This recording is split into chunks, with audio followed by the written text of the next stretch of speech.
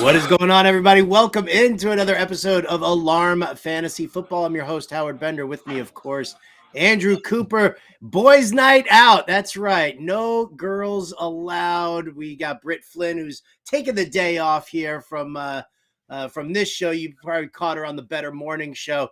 I'd key in on whatever baseball bet she gave you because that girl is on Crushing. fire right now. Yeah, she's been crushing them like 5 days in a row, going to concerts and stuff. She deserves a day off. But right, yeah, absolutely. She got to go see a little Lana Del Rey last night, so good for her. Up early, playing doing the Better Morning Show. So we appreciate everything that she's been doing.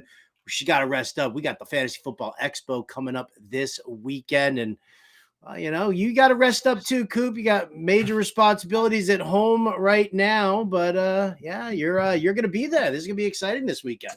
Exciting stuff, man. And yeah, I've got the baby at home. A lot of folks they don't know what it goes into it, or at least they've actually heard, but you stay up a lot at night. But hey, the beautiful thing is we can still pop in, talk a little ball. I'm not sure if you just caught it, Howard, but we had Jake Butt on the show before this on the Quick Out podcast. Everybody got to check that out because not only did he come in and spit a lot of knowledge, but he confirmed a lot of our priors, Howard. I was a little nervous that he might come in and pour cold water on some players we like, but he laid out why it's so hard for rookies to blow up as tight ends. And then he turned around and said, but a couple guys that we like are in the perfect spot to do it. So make sure you check that out. There's some teasers there for that show.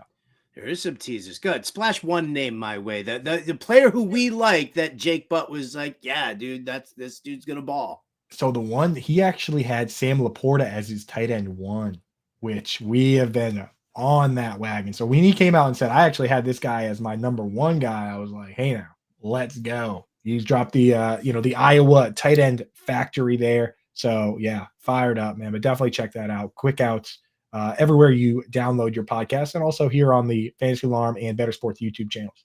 Yeah, absolutely. If you're watching us on our YouTube channel right now, please do me a favor and smash that subscribe button. Hit the like button there as well. That's how Coop feeds the baby now, right? Baby food, not cheap at all. Not cheap, yeah. And honestly, that's the thing is that you want to do the natural milk, but if you don't have enough of that coming along, then we go to the formula, and the formula is comprised almost entirely of YouTube likes and subscriptions. Okay. So that's really it. I'm telling you right now, I look at the channel and it could be a hungry day. So make sure you're smashing that like button and feeding babies across America. Feeding babies across America. You know what? Share with your friends too. Absolutely. I know, it's so funny because a lot of people are sitting there and they're like, wow, do I want to share all this info and knowledge with other members of my league? It's okay. It's all right. You can still share it with them. You've got the relationship with me and Coop. You've got the relationship with Britt. You already know what side your bread is buttered. All right. So go ahead. Let them have a little fun with the family here. And, we'll still get you to the championship. And here's the thing is that if you're a true family member, Fantasy Alarm member, doesn't matter if people have our rankings. People have my rankings. My rankings are on the internet. I still win a bunch of leagues because we're actually good at this. That's what we talk about on this show, how to be better at this game. Rankings, if somebody follows me on Twitter, they're not going to get the knowledge that you get watching this show, hanging out with us. So definitely feel free to share that stuff. Right? You know what? I was just talking to somebody over in our Discord. His handle, he goes by the Commish. And I'm just talking strategy and things like that about drafting. And I was like, all right, listen, because he had just gotten into it now and he's like ready to like put in the work, and he's got his draft at the end of the month. And so I said to him, I said, all right, do yourself a favor. Obviously, go through the draft guide and look for, strategy specific things for your league, but do yourself a favor, go right to the dynamic tier rankings and go and look at how you build your team, because the dynamic tier rankings are where it's at. Well, listen, like we've said, linear rankings, great, fine, boring. That's going to help you. The linear rankings is going to help you in those early rounds, like those really early rounds. But then when you start looking at the meat and potatoes and you got to figure out how to build that team, building that team through the dynamic tier rankings and understanding what this guy's all about versus what that guy's all about, how this player is going to help you, how this player is a great stash. All of that comes into play. So I said, make sure you just, you you don't have to memorize anything. Understand the concept behind it, and then we'll build that team together. During your draft, slow draft, fast draft, we got you here. Like, we got people who are in our Discord on the regular, just feeding people advice. Yeah, and I'll tell you this: the best way to really understand the dynamic rankings is go pull up, one of those like consensus ranking lists, and then pull up the dynamic tier rankings and find the spot in the list where Jamison Williams is on the just linear rankings, and say to yourself, how are they ranking a guy that's definitively going to miss 6 games against veterans and rookies? Like, how are they coming up with that? And you'll realize that there's not a lot of rhyme to it or reason to it. And if you're just picking off a list, you might be picking the wrong guy completely versus the dynamic rankings, which actually tell you, hey, this is upside versus safety. This is safe, the safe guy you need to take. So, that's the easiest way. Go check that out. Same thing with last year. It's like Chris Godwin, we knew he was going to miss time. How do you rank him versus everyone else? And with the dynamic tier rankings, we actually tackle those real issues. It was so good. Like, that was the best part about last year, was the number of people who just like responded after their drafts, who responded after they were taking down championship trophies and getting their championship belts and all the other fun stuff that goes along with it. And they were like, I never thought about building my roster that way. That's, it's literally the best kept secret that we're trying to shout from the mountaintops right now. And you should too. So, but listen, you come over to Fantasy Alarm, you check everything out. You can go to fantasyalarm.com/pricing and just boom, right there. Just go to that page. It's cheat sheet, it's draft guide, but most importantly, it's that 7-day free trial that you want. Take the 7 days, peruse it all, and you'll be like, yeah, this is what I'm going to be doing here for the rest of the season. But that's that news, and they'll just leave it at that as such. Let's get to some football talk here. I hate having to follow Jake Butt and you and John on the Quick Outs podcast, but I'm going to do my best to help us out. Now, we are without our luscious news correspondent, right? But I've got my fake microphone right here. Coop's got the sound effect, but Earn Dog, he's got the sound. Get it in there, Earn Dog. Come on, Earn. There it is. There it is. So you guys must have added that while I was out last week, dude. That's new. That's beautiful. Hey, man, we can't sit here and just stay and wait for you to get here. We gotta move and advance on our own. But I'm Howard Bender, filling in for Britt Flynn today, and let's go to some of the news and notes that we've got. We got some good popcorn headlines. We got some injury updates. Let's start with the popcorn here. First and foremost, Coop, and let's hit the running back position, because the running back position has turned into the biggest soap opera known to mankind right now. I mean, it's getting as entertaining as it is old as well, and it's frustrating a lot of people, fantasy wise. And let's just start off with the Kareem Hunt stuff, because I think that's, listen, we know that the Saints were looking at Kareem Hunt. They brought him in. They wanted to see, Kareem Hunt. He's like Alvin Kamara, very similar style of running backs. And Kamara's suspended for three games. So the Saints are now exploring. They're kicking the tires on Kareem Hunt, seeing what he's all about. But then all of a sudden there was a report from ESPN's Diana Rossini, who was like, oh, the Saints are close to signing Kareem Hunt. And that Kareem Hunt's agent's like, damn it, you're killing my leverage here. So I'm sending Kareem over to Indianapolis, where Jonathan Taylor is still sitting with his ankle issue, and try and build some leverage there. So the Kareem Hunt saga continues here, Coop. How are you handling things? I'll tell you this, man. This tour for Kareem Hunt, compared to the other guys, is moving him farther and farther down my board, because there's a situation you run into with these backs when they know their backs against the ropes and they start signing in less than ideal conditions. The biggest example right now is Melvin Gordon. If you look at the contract that he just signed, he basically crossed the picket line. And while J.K. Dobbins is all upset about his contract, he signed a contract that doesn't have much guaranteed money, but they're basically using it as leverage to hold over the head of J.K. Dobbins, right? Which Melvin Gordon, hey, if I'm Melvin Gordon, I'm taking whatever I can get. Kareem Hunt's now entered that world of like, oh, there's 3 games available here, I'll sign that contract with the Saints. Or am I going to be used as leverage against Jonathan Taylor?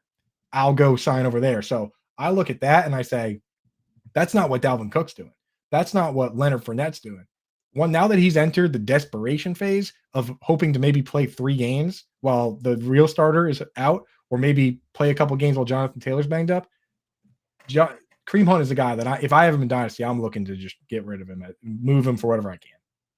I mean, even if he fills in for, let's say he signs with the Saints and he fills in for the first 3 weeks. I mean, do you not see them either trying to trade or release him? And and listen, I don't. The funny thing is, I don't even know if he's got any kind of trade value Right. whatsoever. Simply because this is the first time that we've heard Kareem Hunt's name this entire offseason. Like nobody has talked about him. And Jim Bowden heard from the Browns front office actually that they were super sour on Kareem Hunt early on in the season last year because he lost a step and they knew he Wow. lost a step and they weren't going to, just kind of throw him out there and see what happens. And that's really, it's been like the whole downfall for him since last year. Exactly. So I'm with you, man. It's important to look at what jobs they're auditioning for. You know what I mean? We want the guy auditioning to be Romeo here, not Mercutio or whatever role you're going to be Wow, sharing. look at Hey, you look with out the now, with the dude. Shakespeare. That's right. Waxing poetic over here. But I'm telling you, like, even if he signs with the Saints, Jamal Williams and Taysom Hill are probably the 2 greatest touchdown vultures there's ever been. So look out for that. That is just not a good spot. My heart's still all aflutter right now with the Shakespeare. Not only the Shakespeare, but actual Romeo and Juliet characters that you Just threw down there. those That's are the 3 characters I know, Howard. So you know. the only three I know. It's Romeo, it's Juliet, it's Mercutio. I Yeah, stopped there. those are the 3, dude. So yeah, there you go. All right, let's throw some let's get some popcorn ready here for Jacksonville Jaguars. This was kind of funny. I interviewed Mike Dempsey on Getting Buzzed last week on Thursday, and when I asked him about the Jaguars' backfield, the basic breakdown that he gave me was very reminiscent of the old Fred Taylor, Stacey Mack days, where Fred Taylor puts in all the work in between the 20s, and Stacey Mack does that, right? So much so that he was like, didn't Travis Etienne only have 5 touchdowns last year? Didn't only one of those touchdowns come inside the green zone? So Uh-oh. we're getting that kind of a build about the Jags backfield, and now Doug Peterson starts complimenting Tank Bigsby's pass catching abilities, at practice right now. So, man, I mean, if you're an ETN owner, dynasty keeper, you already drafted. I mean, I think you got to be nervous if you don't have Bigsby handcuffed at least.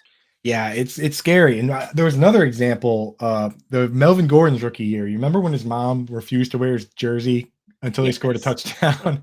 Well, Danny Woodhead, they were using him on pass downs, but also they just trusted him in the red zone. And that's what it was, the same situation, the water carrier between the 20s, right? I worry about that with J.K. Dobbins too a little bit. But yeah, I mean, Travis Etienne was one of the guys like Damian Pierce who didn't really grade out well in pass blocking. And the problem you run into with that is that 2-minute drill, there's no substitutions allowed. So, or I mean, they're allowed, but there's no time for it, right? So you got to know all the plays, you got to know all the audibles, you got to know all the blocking schemes, and it's usually a one-man job. Like J.D. McKissick, that's how he kept that job. If Tank Bigsby can carve that away right away, ETN's value is going to plummet. I still don't mind. I'm hoping ETN comes down in ADP so I could draft him a little bit because I still like the player. But I mean, it's a little bit scary, especially when the coach is saying that he could have that role. I don't like that. I don't like that one bit. Oh, I love that for all my late shares of Tank Bigsby. Oh, Tank, yeah, I'm yeah. not So gonna I'm thinking lie, of man. ETN side, yeah. I've been grabbing him and Tajay Spears of the Titans have been 2 late round picks that I've just been, I've been making. They've kind of fallen into my lap. I haven't even been like reaching for them in any way, shape, or form. Tajay Spears has always been like a last round pick. Take The that Tajay kicker in Spears defense, one, last round, boom, Spears. the Tajay Spears one's crazy to me because, and this goes all the way back to pre-draft. Pre-draft, everyone was putting Tajay Spears and Sean Tucker in the same bucket and saying this guy's missing an ACL and this guy's got, heart condition. And they said, you got to, I'm out on all that. Well, people seem to have forgotten that Tajay Spears win the third round. Sean Tucker didn't get drafted at all, but we shouldn't be grouping these guys together. Like Spears, a team with a professional medical staff with everything on the line came in and said, that's not a problem. So if that's not a problem for them, why is it a problem for everyone else? Why is it a problem for us? Because fantasy community loves to make something mountains out of molehills. For sure. It's really what it comes down to. Truly, no. Right? I mean, you'll learn, Coop, with changing diapers and stuff like that, different colored baby poop. Like all of a sudden, somebody poops a different color in the NFL, and everybody's like, "Oh, hold on, what am I gonna do with this guy? What am I gonna do with this guy?" Too real, dude. Too real. Like every day, I'm like Googling stuff. What should I trade him for? I'm like, is this okay? Like, is it cool? It's cool. My baby does this. Yeah. So my job is mostly to work the night shift and do a lot of video game playing with my baby right here. So my job so far hasn't been too bad. The dad job. Why don't you baby Bjorn that sucker in a papoose on your chest and write some articles? I have been, dude. I've got the whole setup, man. So lazy, I got it all going. Coop. You're so lazy. It's unbelievable. Of course, laziest my boss immediately ever dealt with. My boss immediately parlays it into a way that I could do more work. Oh, absolutely. Absolutely. I wouldn't be a boss if I wasn't doing something like that, right? I mean, listen, why should I be the only one chained to the radiator here, huh? Why can't somebody else be chained to the radiator? I'm here, hour 2, third show of the day, Howard. So isn't that the best, right? When like all of a sudden the end of your day happens and you're like, damn, I just did 4 shows. I did 5 shows. What the hell's going on? Now it's time for the baby job to start. I only have one more show after this. So that's one long show. One long show. Shout out to our chat room. And you guys, listen, if you got questions, we got answers. Absolutely. We'll say hi to Herms, who's shouting out Coop with his highbrow literary references. Good to see you there in the chat. And you guys can just sit there. You can drop in any kind of questions. We're wide open today. We're going to have some fun today. We're going to be talking about fantasy etiquette. And we're also going to be talking about, etiquette on Twitter, basically. Yeah. But we're also going to be talking, undrafted player flag plants. So we got all of that coming up here in a little bit, but there's plenty of room for any and all of your questions. Let's keep going with the running backs real quick. Coop, where are you at with Josh Jacobs? Are you buying the dip on Josh Jacobs, or are you now like, you know what, Zamir White really kind of, I mean, listen, he's listed as the top back. Like, this is what I love this part here. The official and the unofficial depth charts that are now creeping out all over the place. And so Zamir White is listed first and, whatever. So, are you concerned about Jacobs? Are you buying the Zamir White hype? I mean, I'll tell you this. We talk about the fantasy community going crazy. Billy Muzio just posted a industry draft the other day where he went in the 10th round, Zamir White, which is John and Pemba, who has been pounding the drum for Zamir White comparatively, not saying 10th round, but he's been on board.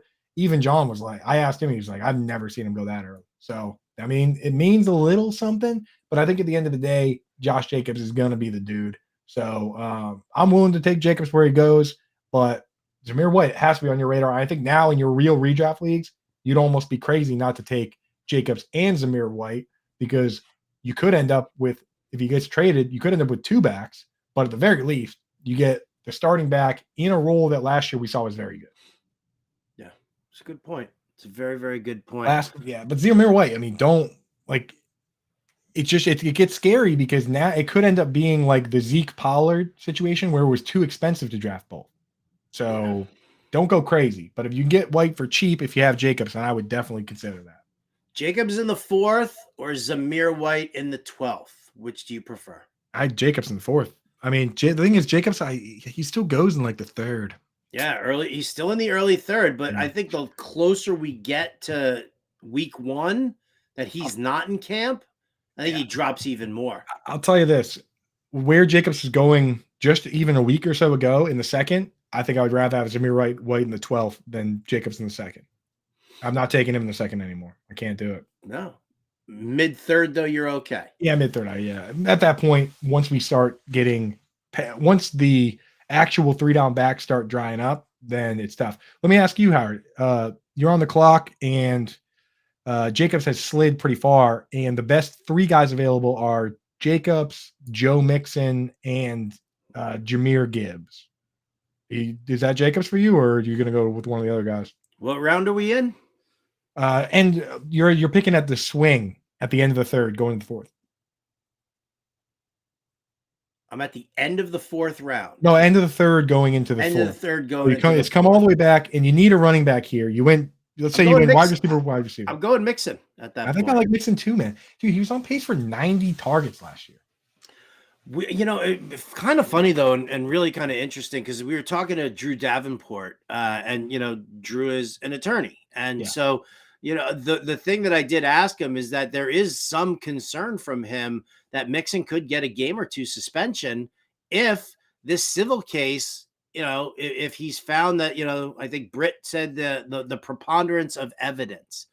If that was the case, and they ruled against Joe Mixon, there is a possibility of the NFL acting quickly and saying, that they're going to give him like a 1 or a 2 game suspension. So knowing that now, I'll flip that back to you. End of the third into the fourth, I'm still on the Mixon train, but now let me ask you: Jacobs, Mixon, Gibbs. I'm At that taking point. Mixon, man. I'm taking Mixon. Even with Pirine there, again, with the 90, he had 71 targets, which would have been seventh for running backs. And he missed 3 games. If he misses 1 game, 2 games, who cares? I mean, after I watched Alvin Kamara beat up a guy on video and he got 3 games, how many can they give Mixon for preponderance of evidence, right? Yeah. We're dropping Romeo and Juliet. We're dropping Shakespeare. We're dropping preponderance here. This is a pretty smart show today, Highly Howard. educated Yeah, live stream here. that's right. Right. Herms wants to know, he said we touched on the Hunt situation there, but how much do we care for Kendry Miller, specifically in redraft? Like this is, I mean, it becomes a really, really crowded running back room, whether they were to like just use Hunt for 3 games or not. But are you, are you more lukewarm on Kendry Miller now, as opposed to like saying, yeah, you know what, I want a piece of him? So when I try and put a backfield together like that in zero RB style or hero RB, and I look at I say, what is this guy going to do for me? Is he a guy I can start right away, or is he a guy that has upside? And the problem with Kendrick Miller is because they have Jamal Williams, I'm not sure I can even start him right away. And because they have Jamal Williams and Alvin Kamara and Taysom Hill and maybe even Kareem Hunt, I'm not sure he has upside either. So I'm not even sure what part of that strategy he falls into. He's not startable right. Like if it was just him and Kamara, then I could say to myself, well, this is the guy I'm going to start for 3 weeks while I do the zero RB thing and find the breakout. But we can't even do that. So for me, I'm personally out on him. And I understand that, hey, sometimes these guys are just awesome and maybe he's just better than everyone they have there. But to be better than Alvin Kamara, you better be amazed. You better be amazing. All right. So maybe a late round dart on Miller, but nothing that you're like, Nah. if he falls to you, not even. You're just like, you're out. Because that's the thing is that where he goes, it's like if I need a guy to start for me week 1, I'm going to take Jamal Williams. And if I'm looking for upside, then I'll take somebody else. So I'm really not taking him at all. Cool. Sorry. All right. Good to know. Good to know. All right. Let's get away from the soap opera that are running backs right now. Let's move into another popcorn headline that I was really enjoying. And that's only because I know how much it hurts the Khalil Shakir people out there. But Ken Dorsey, the OC for the Bills, said that Trent Sherfield has, quote unquote, done a tremendous job of learning things and adds a lot to the offense. Now, they got rid of Isaiah McKenzie. Shakir is supposed to be, the primary slot guy. You've got Gabe Davis there as well. They do like to move Diggs around a little bit.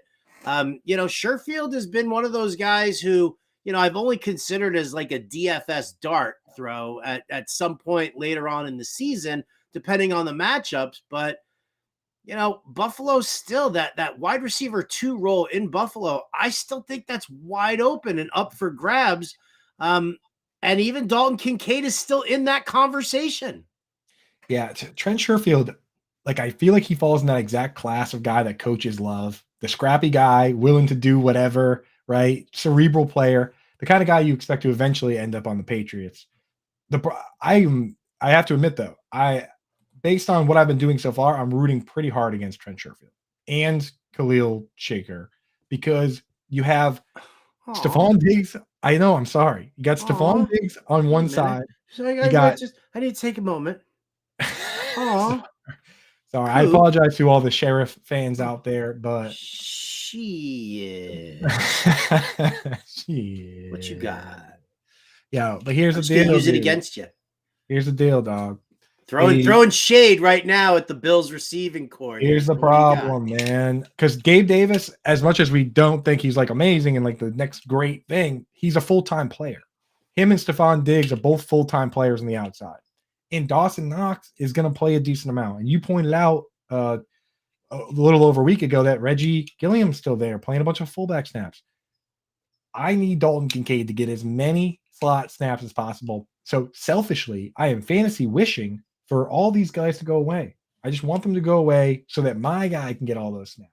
Now, when Ken Dorsey, he's offensive coordinator, once Miami quarterback, seems like a pretty plugged in guy. If he likes him, then he'll play some. But I don't want it. I don't want it.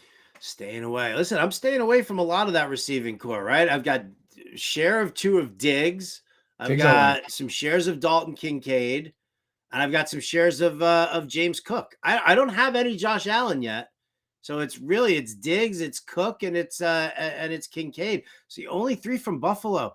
I mean, listen, it's not that I'm like buying into the fact that Buffalo's got problems and they're going to struggle, but when you see that, Miami's boosted their team, that the Jets have boosted their team, what the Bills' schedule is looking like right now, having to face a lot of the NFC East as well.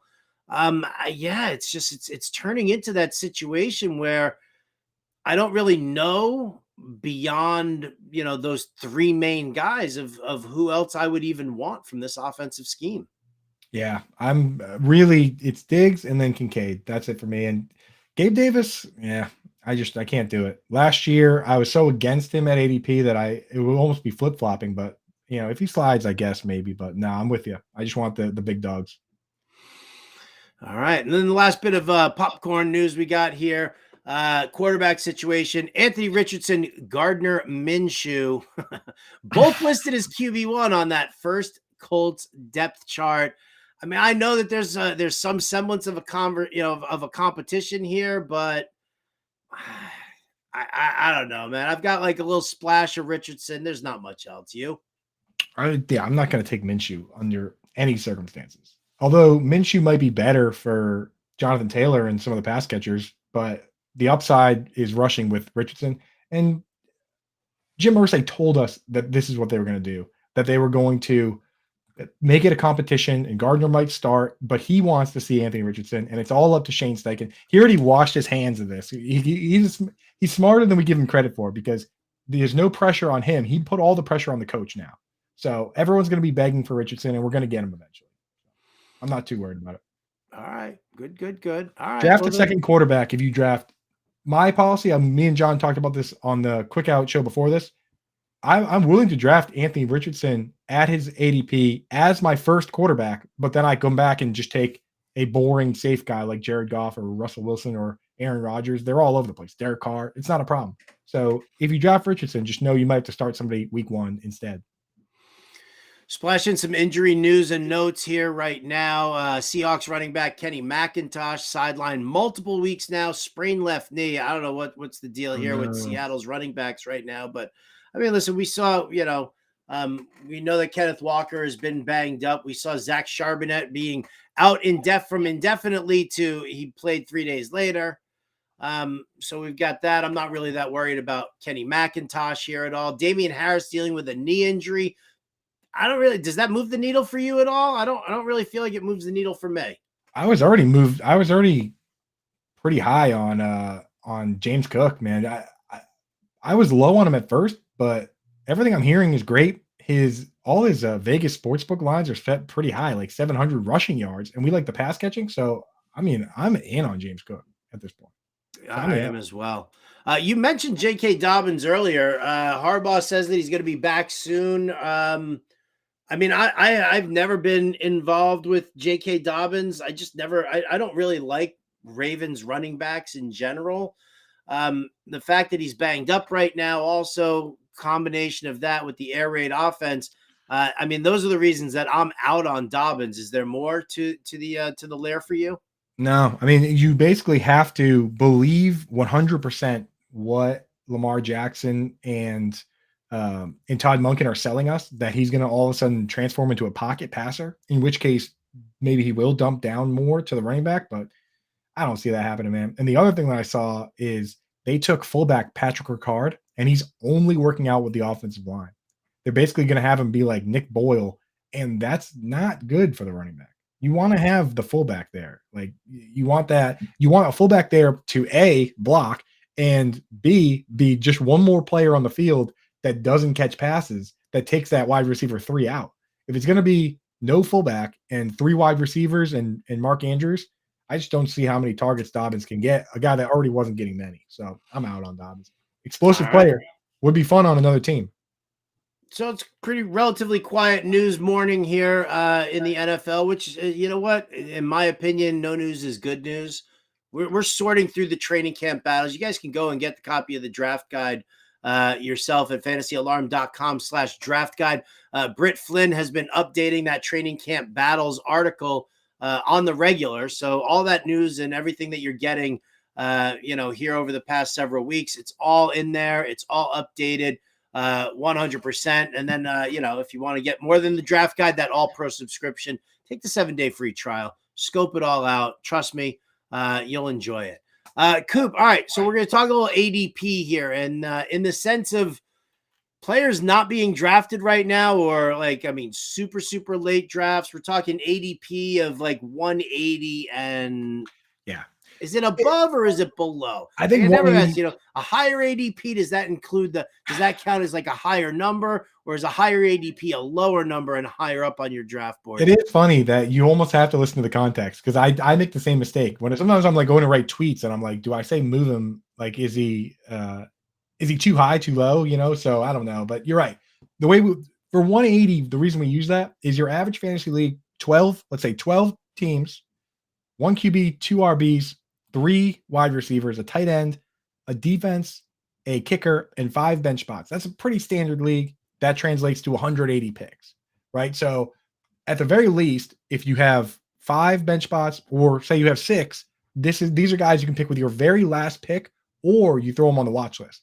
And if week 1 comes around and they get a lot of touches, or they're playing like a 90% snap share as a wide receiver, you add them. So that's what we're doing here. We're planting flags on guys that you should be able to get in pretty much any of your leagues if you want them. Keep in mind, they're all going outside pick 180. So, you can't come back and fantasy receipts or whatever can't really screenshot this and say, oh, this, they like so-and-so, because we're purposely digging very deep in the trenches. Screenshot it. I don't care. That's true. Actually, I kind of like it. Can we talk about, listen, we're going to be talking about fantasy Twitter etiquette here, but can we talk about fantasy receipts for a quick second? Because, all right, listen, I don't mind it. I mean, maybe it's because I've been in this business now for over 2 decades, and I've kind of adapted towards, like the Twitter trolls and everything like that. Like, people get so crazed. Like, you tell me, Coop, because you're more in touch with the younger generation here. I'm Mr. Old Fart. And the question is, like, why does it bother people so much that somebody's it's calling out like old bad takes, old, you were wrong, and that was it? Is it to get people to give more transparency, or is it just something fun for some random dude sitting in his mom's basement? I think they're phrasing it as both, but honestly, I think it's funny, man. And when they retweet mine, I get a bunch of followers. So fantasy receipts, if you're listening, keep digging, man. Keep retweeting that stuff, because like he retweeted one of my things where I said Amon-Ra St. Brown is expensive Jacoby Myers, and I just followed that up by saying that wait till next week when I call him fancy Tyler Boyd, right? Like, the process is the process, and you know what? It's okay to change your opinion. It's okay to laugh a bit, right? So I like when fantasy receipts is being funny. When they're just being straight up mean, though, or they're attacking people's character, that's another thing. But hey, the premise I'm okay with for sure. The premise I'm okay with too. Personal attacks, no. You gotta leave that out, right? Like, and I always say that to trolls who like bug the crap out of me. It's like, really, you're gonna try and like fat shame me here? Oh, That's yeah, okay. that's another thing, and Why we'll I'm talk on the about radio, asshole? next segment. We're going to talk some etiquette, which is going to be great. But let's plant some flags first, and we'll get to some Twitter etiquette, which I think a lot of people could use a little help with the dinner table manners when it comes to that. All right. Well, let's start with the flag planting here. You want to start at the QB spot? Yeah, I will. And so outside the top 180, depends on the platform you're on. There's some more obvious guys on some platforms, like, it's too easy to say Derek Carr. So we went a little deeper on this. One guy that I don't think his ADP is adjusted up properly given the way the offseason went is Ryan Tannehill. He got completely buried here because everyone thought they were going to, trade him away, trade Derrick Henry away, that this was going to be a bridge year, a tank year they're going to give up. Since then, they've done the exact opposite.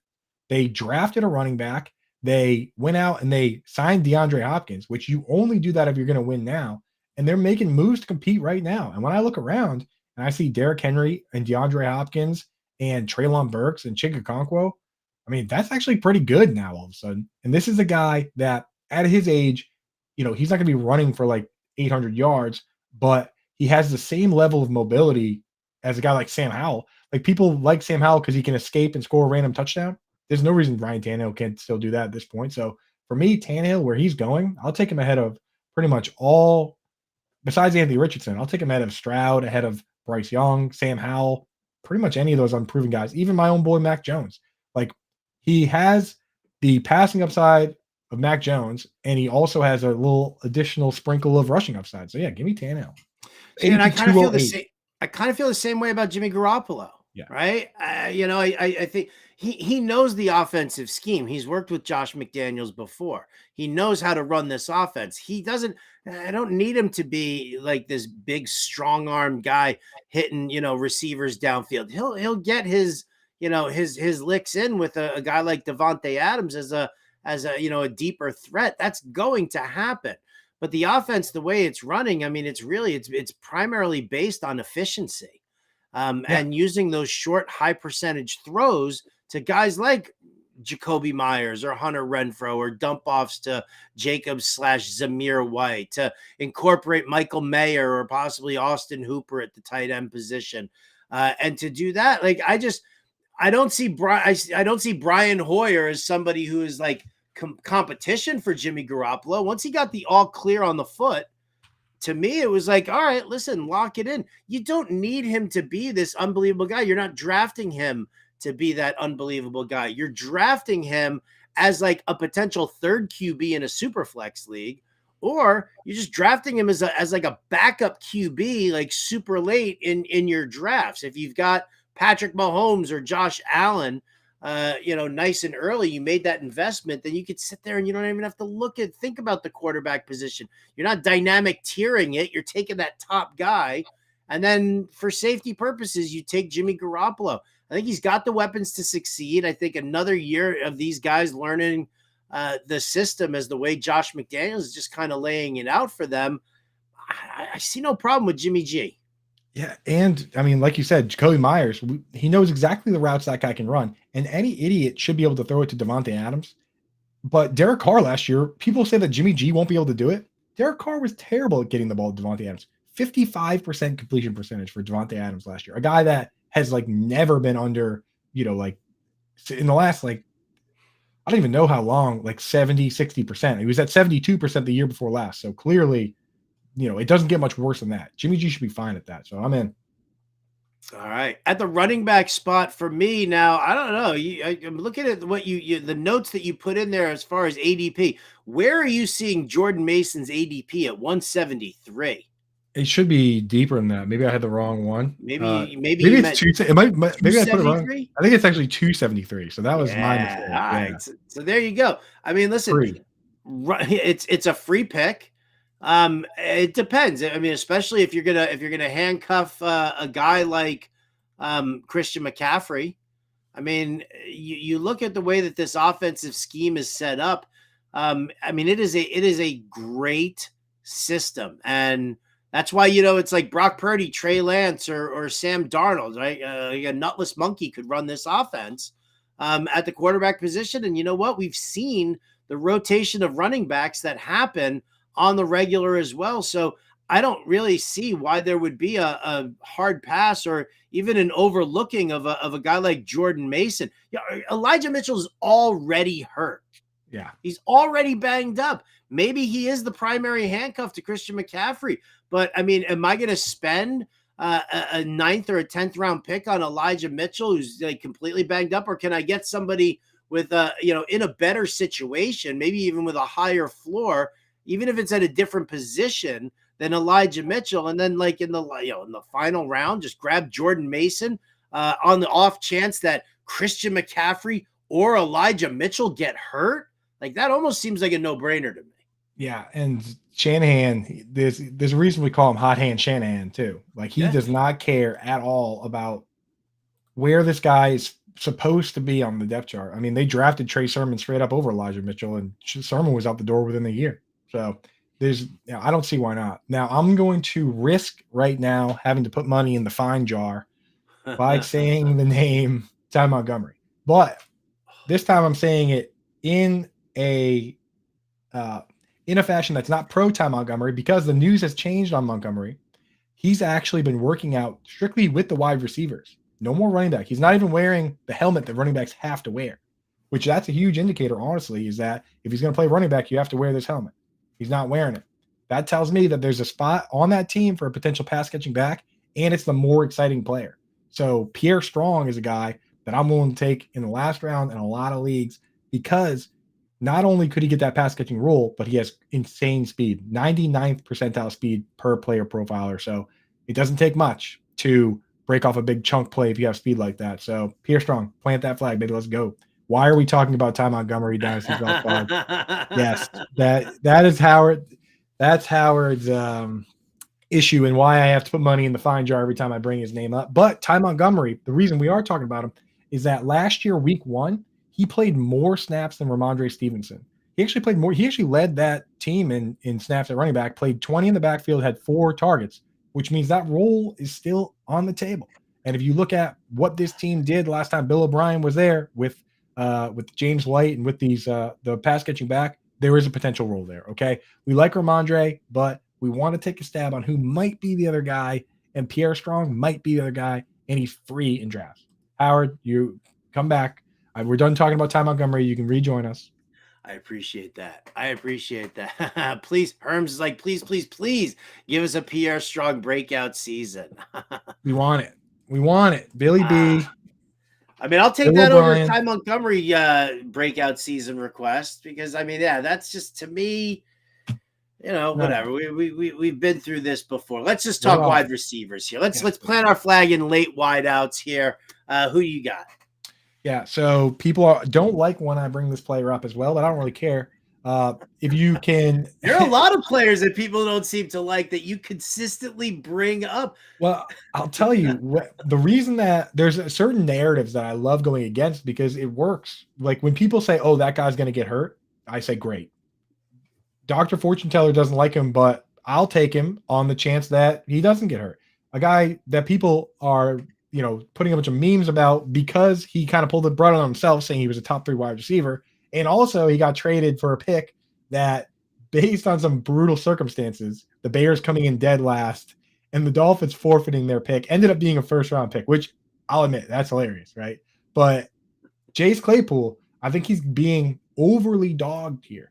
I went back and looked at it, and after the trade, the first 3 weeks, he didn't play more than 40% snap share. He's learned the playbook. The first week he gets ramped up, Justin Fields doesn't play in week 12. Week 13, they both play. He gets 6 targets, catches 5 of them, and then hurts his knee and has to leave the game. So they only played 1 game together up to that point. That was it. He got 6 targets, left at 67% snaps. Next week, bye. Next 2 weeks, he doesn't play. He finally comes back, and Justin Fields misses the last game of the year. They played 1 game together, and he was good. So for me, he's going ADP $25 billion. Outside the first 200 players, I'll take Chase Claypool and just see if he can be a top 2 target on the team. And if I have to drop him, then who cares? He's literally the very last pick in 20 round drafts. So that's it. Chase Claypool. Everyone, tag me on Twitter at Coupe Fiasco. Make fun of me all you want. I mean, listen, the fact of the matter is that, I mean, yes, you're giving a preponderance of evidence as to why you should look at Chase Claypool. You see, you like how I bring that full circle here? The preponderance of evidence in Right. favor of taking Chase Claypool. But I think that above all, the main thing that everybody needs to understand, and you know what? Listen, Anthony Estrada popping in here says, "Hey, my second year playing fantasy football." These are some of the things that like new fantasy players need to understand. When you're making those late round picks, you're looking for a player's particular upside. Does he have the ability to break into a larger role? Is there a path towards more targets? Is there a path towards, just better performance? And you give yourself 2 or 3 weeks of watching games and watching, his snap share. You watch, what his target rate is. You watch what the offense is doing, and then you make your determination of whether or not to cut him or not. But cutting him is super easy because he's a free pick.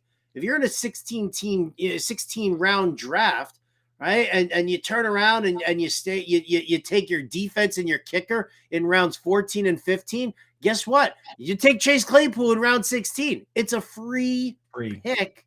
You do Yeah. it that way. Herm's out here saying Google's Chase Claypool. Did you mean Christian Watson? Christian Watson goes 150 picks before. That's Oh, not fair.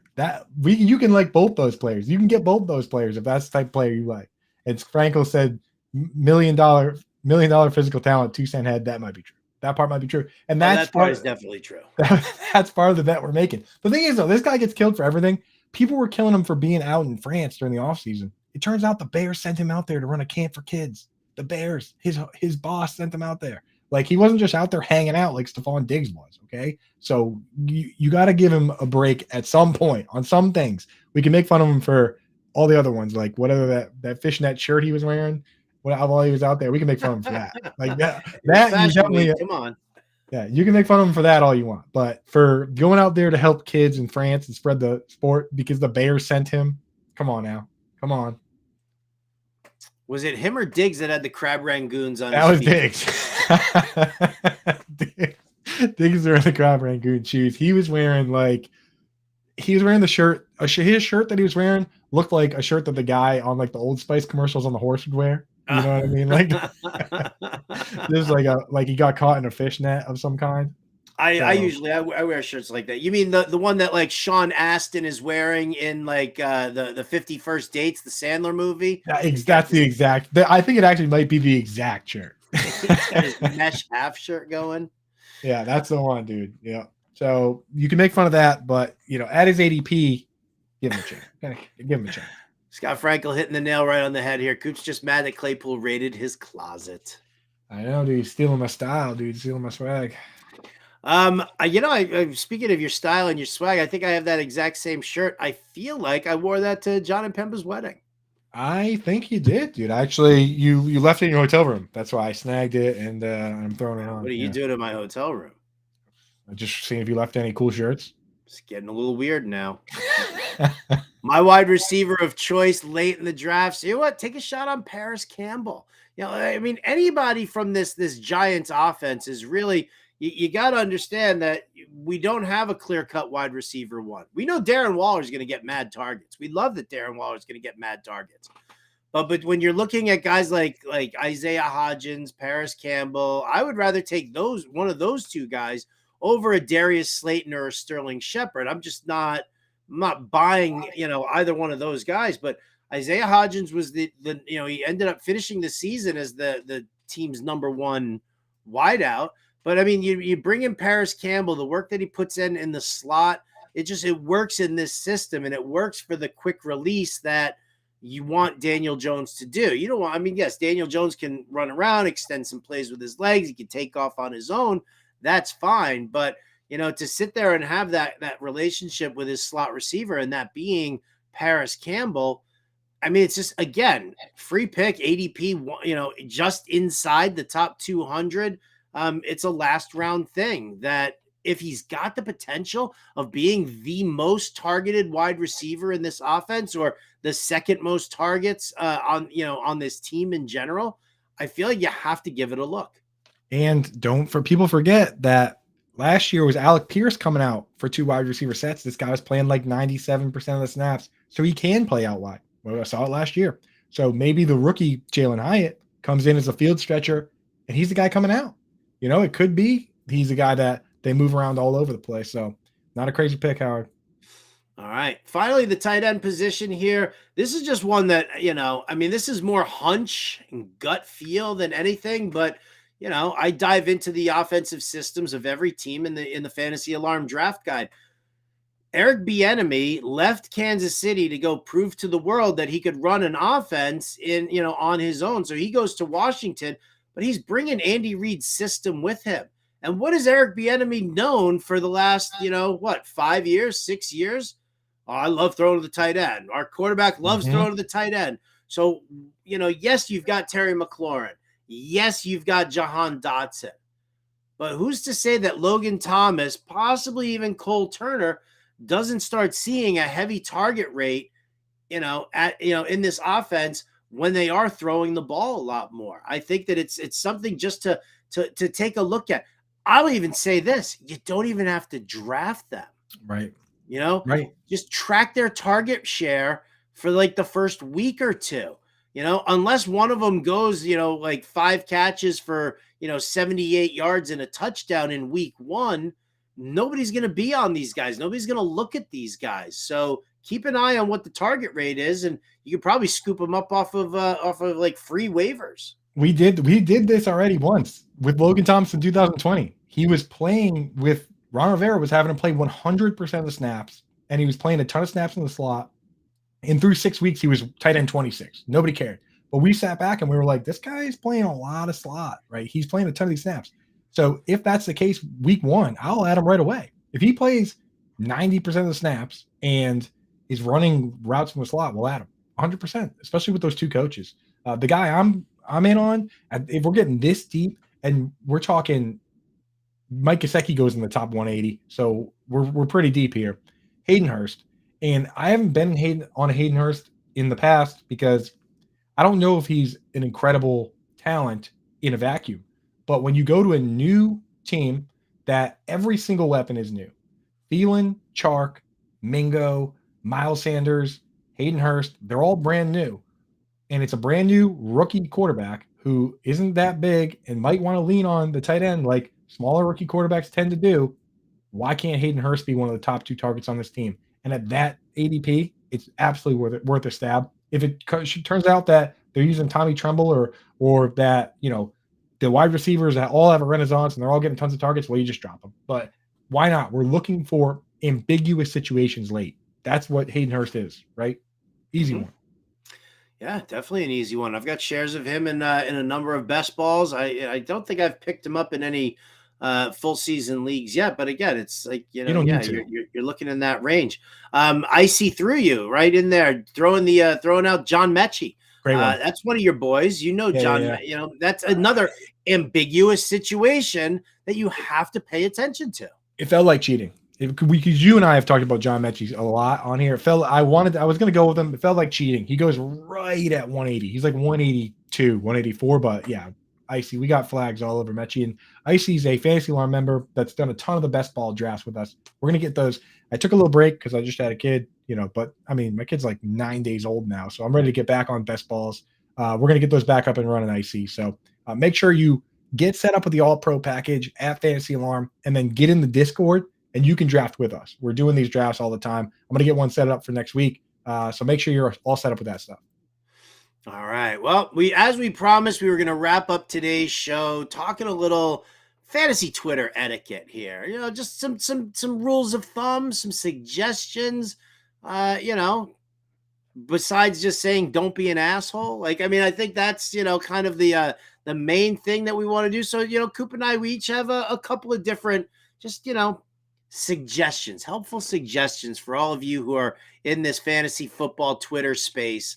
My number one here is don't be a jerk. Yeah. But if you are one, be funny. You can play it off. I can be an asshole to so many different people on the regular, right? But I play it off as being funny, and that's the way it is because, again, it's a game Right. that we're playing.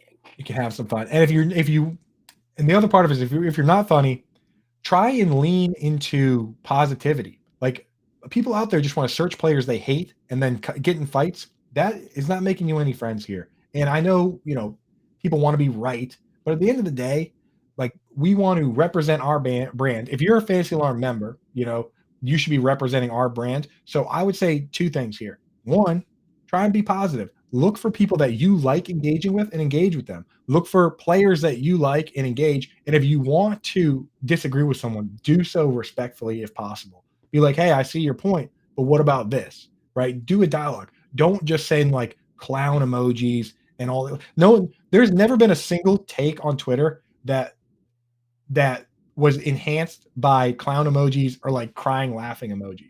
That never makes your tweet. If you got a crying laughing emoji, do you think that actually makes your tweet better? That makes your take more meaningful? That is the number one thing. You should just remove that from your repertoire. The crying laughing emoji in the All right, clown. let me write that one down now. Yeah. I think I've done some crying laughing Unless you're using emojis it the there. right way, but just like to use it derogatory. And the other thing I would say is, you guys, Fantasy Alarm, members of our site, make your profile nice, right? Have some pride in your stuff. People don't follow you based on your tweet. They don't see your tweet and follow you. They go to your profile. They look for your profile picture, your banner, put right in there. Hey, I'm Fantasy Alarm #family member, right? You're part of a club, man. You're part of people that actually care about this, elite, like fantasy gamers. Clean it up a little bit, look nice, and engage nicely, and we can be a better part of this community. That's kind of the point we're trying to make here, right, Howard? That's pretty much the point, the exact point that we want to make. It's a great community. It can be even better. Every batch has a bad apple or two here and there, but just we don't want to focus on it. We Right. don't want to focus on. A shout out to my boy Jack Senzen, who says, like, you can be an asshole. I can, Jack. You We know I can. can. We all can, but at least be funny. At least be funny when you're doing it. That's going to do it for us here on Alarm Fantasy Football. Big thanks to our producer, Ernie Acosta. For Andrew Cooper, I'm Howard Bender. This has been Alarm Fantasy Football. We'll catch you next time.